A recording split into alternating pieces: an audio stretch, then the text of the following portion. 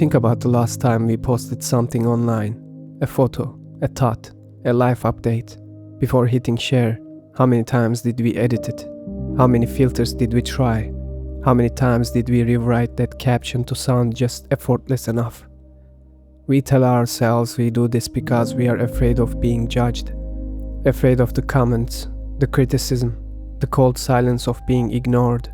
But what if that's not the real fear? What if judgment isn't what we are running from, but what we are running toward? What if we are using judgment as a shield? Because what we are truly terrified of is being seen.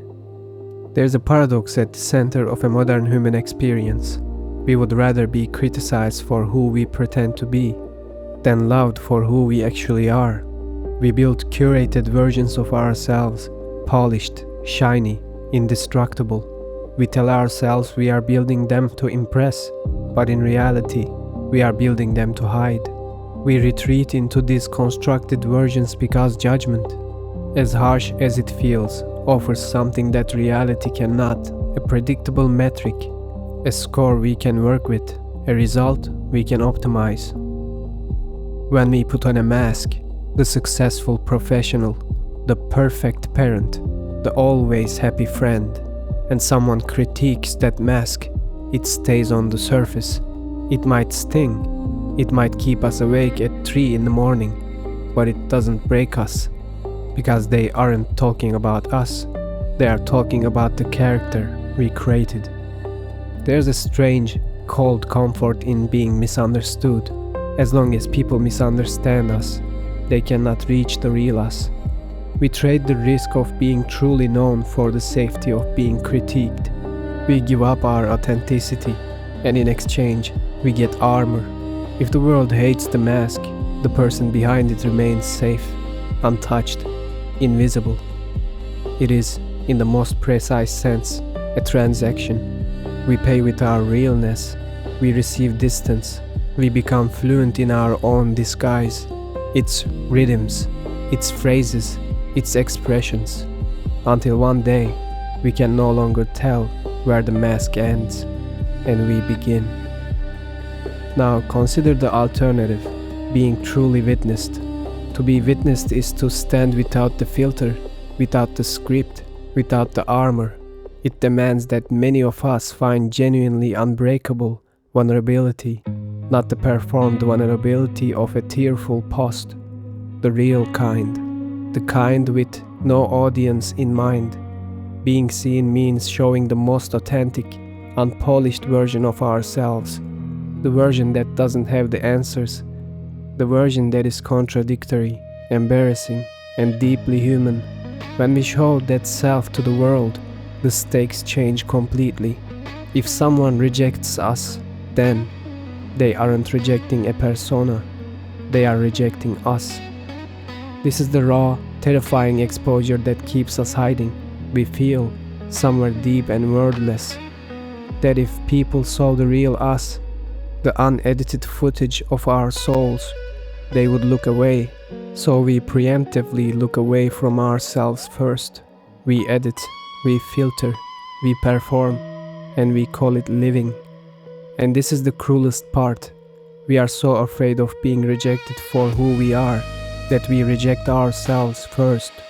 We make ourselves smaller, quieter, more acceptable. We do their work for them and call it self-awareness. But here is the hidden cost of all of this safety. We cannot be truly loved if we cannot be truly seen. We can have 1,000,000 followers, 1,000 friends, a partner who sleeps next to us every night, and still feel, beneath all of that, a quiet, persistent loneliness. Not the loneliness of being alone, the loneliness of being surrounded by people who know the mask, because any love or praise we receive isn't directed at us. It's directed at the character we built. Deep down, a voice whispers, "They only like me because they don't know the real me. If they saw everything, they would leave." By avoiding the risk of being known, we accidentally disqualify ourselves from the reward of being loved. We chose the cold comfort of being misunderstood over the warm, terrifying heat of a real connection. We are safe, but utterly alone in that safety. And the loneliness of the mask is worse than the loneliness of an empty room, because at least an empty room is honest.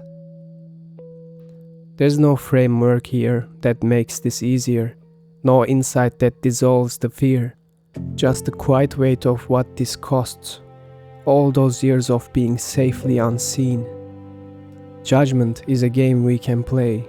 We tweak the mask, change the filter, optimize the persona. It's a performance, and performances have rules. Being seen is not a performance, it's an admission. It's standing in front of another person and saying, "This is all I have. This is who I am. I hope it's enough." But even if it isn't, I can no longer carry the weight of pretending. The transition from being judged to being seen is one of the most difficult journeys we can take. It's not a dramatic moment. It rarely is. It's a slow, exhausted letting go, a quiet decision to stop optimizing the mask and start inhabiting the face beneath it. And we don't need to do this for everyone, just for a few, maybe even just one. One real witness is worth 10,000 followers who only know our highlight reel. The unpolished, raw version of us in the only version capable of real connection. The only version that can actually experience life instead of performing it. The only version that can be truly held, because the mask has no nerve endings. It can be admired, it cannot be touched. It is terrifying to be seen. There are no guarantees. Someone might look at the real us and still look away. That risk is real. But the alternative, we have already been living it. The safety of the mask is a quiet, comfortable prison. Maybe it's the time to stop worrying about the judgment of those who see the mask and start looking for the few who are brave enough to see us. Not the version we built, not the version we rehearsed. Us.